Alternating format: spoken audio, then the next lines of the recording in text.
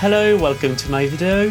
Today I'm going to make an Alsatian tart, which is like a custardy apple tart. It's very simple to make and gets very good results in terms of flavor and texture. I'm going to use a 20cm or 8-inch round pie dish, so you might have to slightly increase the amounts of ingredients for a larger dish. For this recipe we need pastry. I prefer to use shortbread pastry and especially my own recipe, which is available on another video. You can see the link to it on the bottom right hand side of the screen. Alternatively, you can use shortcrust pastry, especially if you want to prepare a lighter version of this tart. We also need 2 medium-sized apples, or even 3 if you're using a larger dish. I don't recommend any particular variety, just make sure the apples don't render too much juice. For the custardy filling we need 200 ml of crème fraiche, 70 grams of sugar, 2 medium eggs, I prefer free range, and half a teaspoon of vanilla extract. I've already pricked the pastry with a fork and placed it in the dish.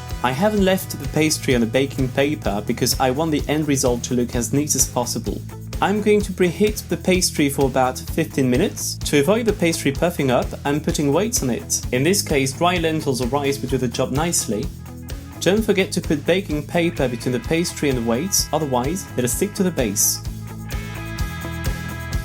While the pastry is in the oven, I'm dealing with the apples. I'm peeling them and then preparing slices about 3 to 4 mm thin, as you can see.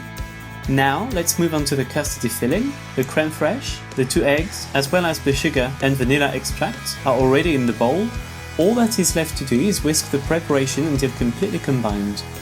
The pastry is now ready. I've left it to cool down for a few minutes. The rim has already reached a beautiful golden color and it hasn't shrunk. I'm now putting the apple slices on the pastry. Don't worry if you can't place them in the circle, because we're going to cover them with the egg preparation.